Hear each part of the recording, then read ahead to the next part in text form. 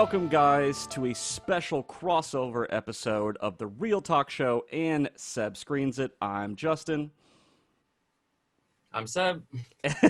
And we're going to do a special review, non-spoiler version of the movie Tenet. We'll have a separate video for spoilers. So if you have seen it, you can see us do a little bit of deep dive on a separate video. But if you haven't seen it, this is the best video to watch because we're going to be talking about it, reviewing it, saying what we did like, didn't like, and maybe skate around the spoilers as best we can until we can get into the nitty gritty. So the best thing I really want to do is ask you what you thought. I know you're very critical of some things, and then you like things other people don't. So you're always a wild card when it comes to movie reviews. What did you think? I like that wild card. Dude, I'm shocked. Like, the first time I saw it, I couldn't believe that I actually liked it. Leaving the theater, I enjoyed it. I mean, because due to the nature of the pacing, for a long stretches of time, you're like, where is this going? And why is he dragging out certain things without giving it away? And I left the theater, and I think it's a movie that rewards the viewer's patience, man. You get to the end, and you're like, holy shit. It doesn't make sense, but it does make sense. You know what I mean? And I really appreciate movies that do that. And I mean, you saw my Instagram. I was like, I couldn't believe it. And the more when I drove home from Tyson's, the more I thought about it while I'm thinking about my review, the more I liked it. And when I wrote my review, I was like, I'm thinking about this movie constantly. I can't stop thinking about it. And just like you, I saw it again the very next day. And I rarely ever do that, dude. And but thanks for letting me know the Dolby Theater was back open. That was a perfect movie going experience. Yeah, the second viewing, yeah, sorry. No, go ahead. No, the second viewing, I definitely went from really liking to loving it. So I'm just telling you my overall opinion. I actually think this is probably my favorite Christopher Nolan movie. It sounds so weird to say that. Really? Beyond Okay. reason, right? Yeah, but like I can't stop thinking about it, dude. I actually want to go see it again, but I want to know what you thought before we get into the plot and stuff. Okay. I think it's also important to address the situation of the movie being that this was supposed to be the big summer blockbuster, which then turned into be the supposed savior of the movie theater business. And it's currently, I mean, it's doing well, but not like the big movie to bring people back to theaters. And that still is something I think to consider, that this movie was supposed to be something, and that can also set certain expectations for people. But for Christopher Nolan, I've always liked his movies. I don't think I've really been disappointed with any of them. Some I like more, obviously, and some that I don't. But I always know I'm going to have a good time. With this one, they were very sparse on the details, especially in the marketing. It was all about mystery, and especially the first couple of teasers showed you absolutely nothing. And then we kind of got a little bit more into figure out what it was. And so when I went to go see it, I had to go, like I said, to the Dolby Theater to see it, which was the perfect format. This is a fun blockbuster movie.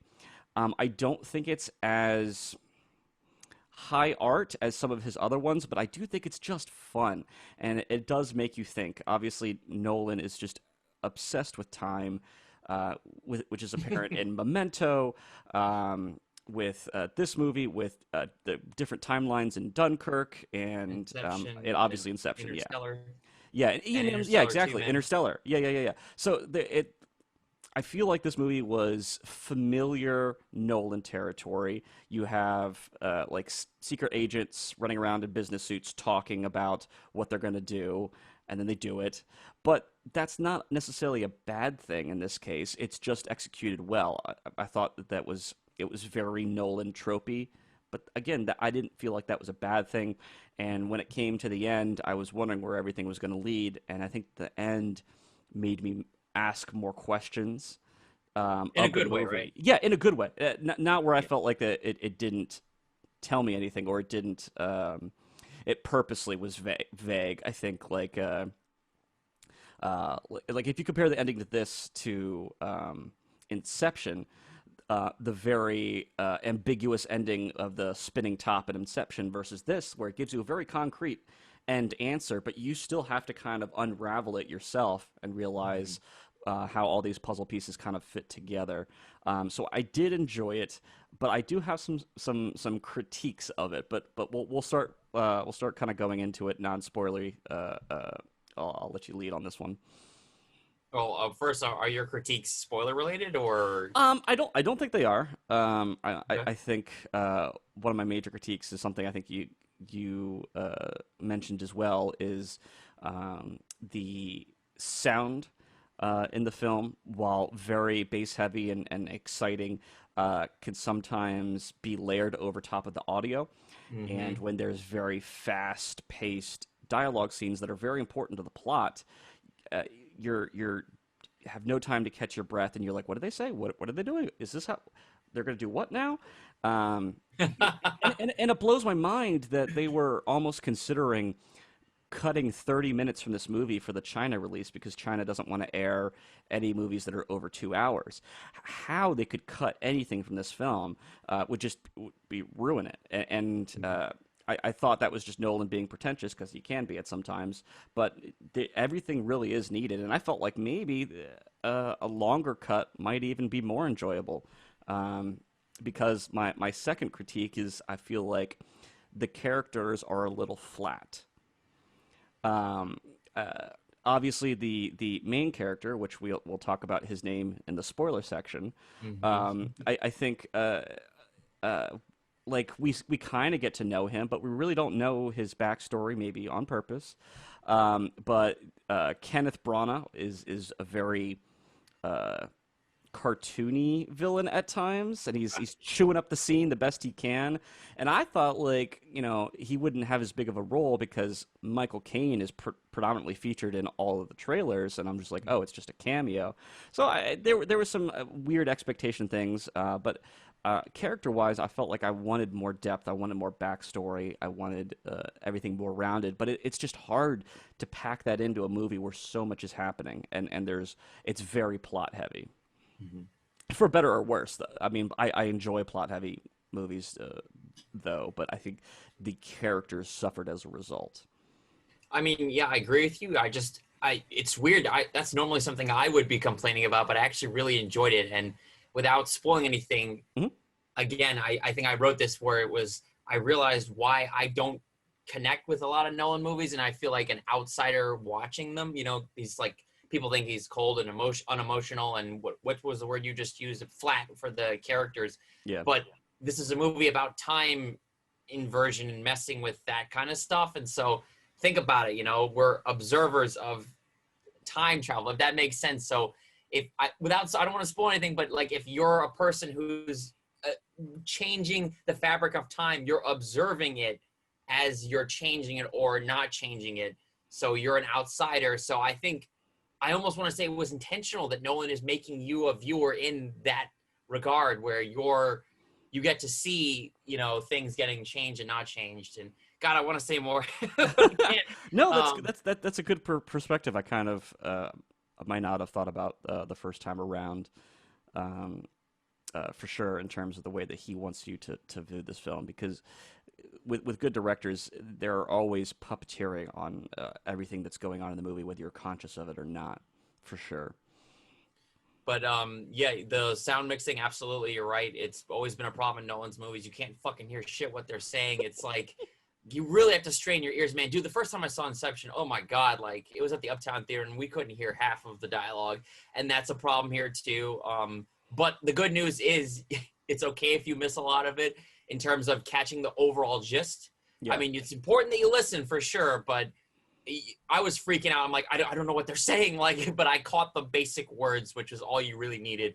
The second viewing, I caught way more of the dialogue. I'm sure you did too. And Yeah. now I Oh have yeah. even more questions, obviously. But you're right, that is a big problem. And perhaps when we have it on like Blu-ray and streaming, we'll be able to hear it better. But in the theater, it was almost impossible. It made the action amazing, though. By the way, that's probably the best Nolan's opening to any of his movies. The way that this movie opens and the way I feel about it, Mm-hmm. I mean, he put you right in there, just like he did with Dunkirk, just like right in, and it's like so much is happening, but it's happening really well. It's not like this shitty editing where you can't tell what's going on. It's just right. He finally found a good editor, dude. I mean, you remember how Nolan's editing has usually been very awful, and he cuts at very weird times, and he cuts off his actors' lines. But now Dunkirk, the editing was perfect, and this editing was great. I think it was a woman named Amy Lame or something like that edited Mm-hmm. this movie. She did an amazing job. you could just, it was like just the right pacing, dude. I felt it was absolutely perfect with the way the opening was shot and that terrorist attack in Kiev. It's so Yeah. well done, man. Like you're just right in there. It doesn't go on for too long. And then it goes to the train tracks torturing thing. And I just loved it, man. Like it seamlessly moves and you're just right in there. It's nothing lame. Like in the trailer, when it's just like, welcome to the afterlife, you don't know how it's going to get to that scene. And that could have been, I don't know, 30, 40 minutes into the movie, but instead it's like, what?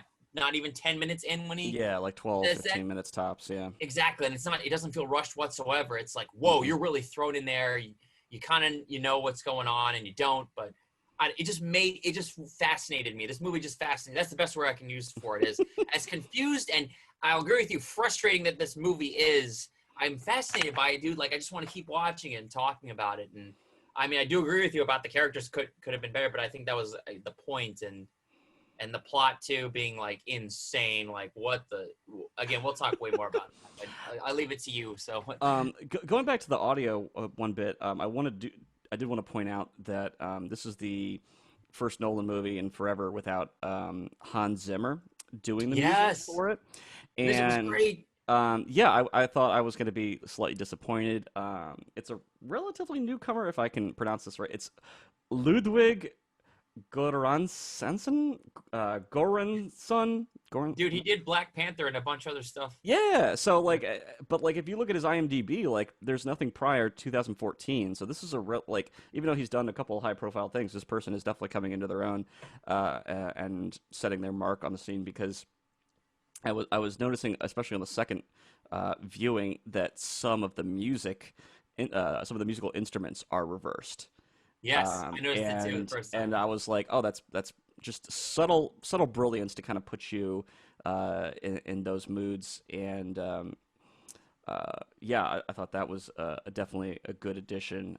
So And you never felt disoriented. You know what I mean? Like normally mm-mm. if you reversed music, you might fuck with someone's ears. But I loved it, dude. It was just incredible uh, atmosphere. So, Yeah, it helped build the world, make you feel like you're in the action sequences. It definitely kind of builds up tension. It's all about build tension, and then big action, and payoff.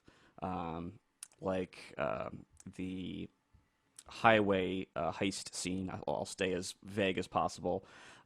With all the trucks gathering around, and you're just waiting, and then it kind of pops off, and then just kind of increases from there. And complicates. Now, I did think, at least on a scale, the action is pared down from some of his other movies, but there's more going on. mhm. Did you feel like this was satisfactory for you in terms of actions? Did you want to see bigger set pieces or smaller? Was it enough for you?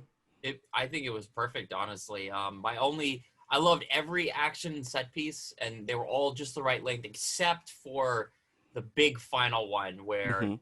that's the frustrating part on the second viewing. That just goes on, and that's probably my biggest complaint is that is, I don't know. There's like 15 minutes of nothing, not nothing happening, but it's just like you have to strain to understand why it's happening. Oh yeah, I there's like two major A and B plot points happening simultaneously that it cuts back and forth, and each one's extremely intricate. Like especially the battle stuff because it's so content heavy. There's Mhm. so much going on, and you're just trying to dissect it as it's happening. Which I don't know. Like I felt like it wasn't like I don't know, like it wasn't Michael Bay fast, but there was just so much going on screen to catch the regular versus the inverse, the blue versus the red team, Exactly. in the finale. Again, we're keeping as vague as Yeah, possible. no spoilers there. Yeah, That's a scene I don't really care for. I mean, I'll watch it again, obviously, but yeah, that's the part where I'm not looking forward to. Like when I'm seeing it again, that's the scene I don't like. But the opening in Kiev is amazing. Um, the kitchen where he fights those goons, I fucking love that scene oh because yeah, it's exactly how it happened in a spy movie. It's efficient, it's quick, it's not like all this music playing and all these noises. It's very quiet, and he's just, and it's so good. Like he's good at what he does. yeah. And then, what were the other? the plane scene is cool and leading to that scene with the yeah that's I love that too. That reveal was without saying anything. That was the when I wrote that I smiled like halfway through the movie when that moment happens when you realize Hmm. what's going on. I was like, holy shit! Like, what other filmmaker would do that? So And a lot of that stuff looked very practical. I mean, yes, I don't think could have been, but like usually I can tell like okay, this is obvious bad CG. I can tell this, or that's obviously a miniature.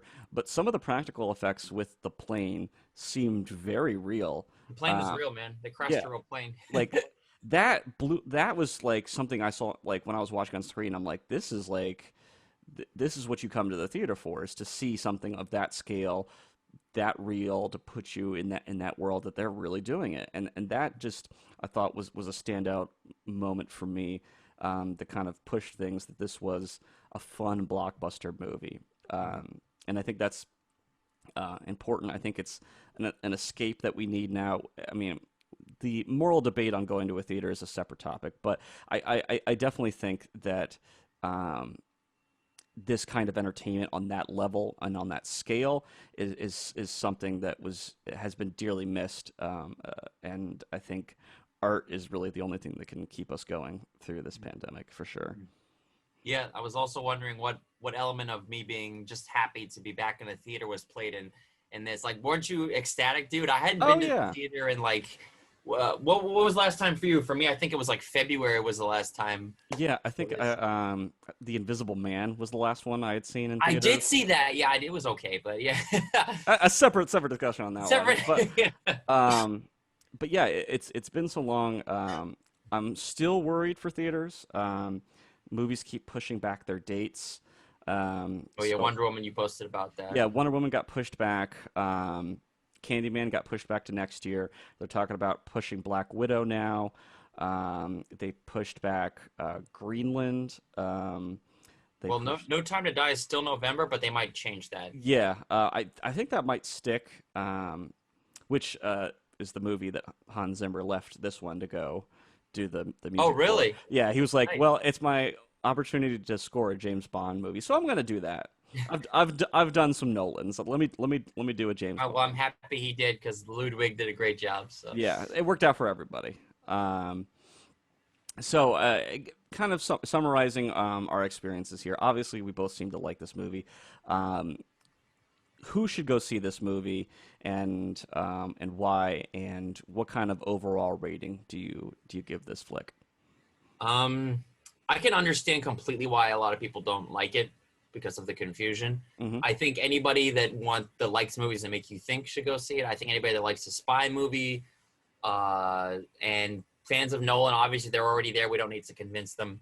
So I would say if you're if you like the espionage genre with some elements that's going to really make you think, it's not an easy movie to sit through or understand by any means. So I would preface that. If you're looking for a stupid blockbuster, absolutely not. You're gonna hate this movie. But For I think for brain thinking power, how would you compare this to Inception, which I think is probably the closest Nolan movie in feel and tone?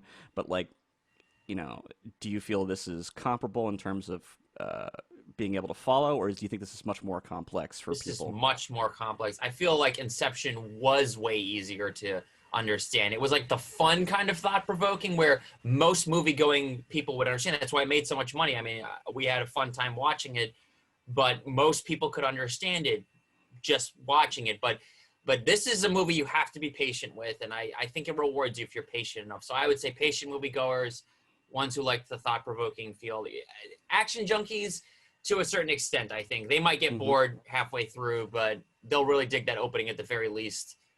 But in terms of rating, I hate rating things, and out of 10, I don't really. But I guess when I left the theater, I would have given it an 8.5. But the more I think about it, it goes to a 9 now. So I would say probably a 9. I would give. What about you? Yeah, I definitely think this isn't as accessible as Inception, but it definitely I think a lot of people should try it and should give it a chance. Um, and try and see it in the theater if they feel comfortable. If your local theater or drive-in is taking the proper precautions. The theater that we went to was because of required masks even inside the theater, and get big buffer seats and stuff like that. So, but like I think this is definitely a popcorn experience movie. I feel that repeat viewings are definitely necessary to catch a lot of things, which I think is fun. You can see it in the smaller screen when it eventually comes out on DVD and Blu-ray and 4K and streaming. But I think this is the quintessential popcorn movie for me. There's a lot going on. It's fun. There's big set pieces, and it definitely makes you think and have conversations with people. Obviously, in this case, I would probably give it an 8.9, so pretty darn close. Oh, nice. Yeah. I feel like there were certain things I was still like I said, I wanted more character development, whether it was on purpose or not. I just wanted to have a little bit more investment um, uh, in some of the characters, and maybe a little less chewing the scene from Kenneth Branagh as the bad guy. But he did his job well. He did. He did. Um, but any last moments before we end this one and we go into our separate spoiler review, so we can get a little bit more in depth? No, I'm excited to go into spoilers, man. Perfect. Well, thank you guys so much for tuning in. This has been a special crossover event with The Real Talk Show and Seb Screens It. You can find The Real Talk Show online at our Facebook page, facebook.com/The Real Talk Show. That's REEL. We also have Instagram and Twitter at The Real Talk Show. And then you can watch Sebastian's show, Seb Screens It. You want to give your YouTube address? Yes, it's just Seb Screens It on YouTube. Thanks. Perfect. So yeah, definitely check out both our contents if you haven't seen one of our other videos. Watch our these are both going to be posted to our socials, so you can get a chance to check out each other's content and support movie reviewers and movies and art. And we really thank you for tuning in. And make sure you watch our second spoiler review after you've watched the movie, of course, unless you don't care, because it'll be fun anyway. But thank you guys so much, and we'll see you in the next one.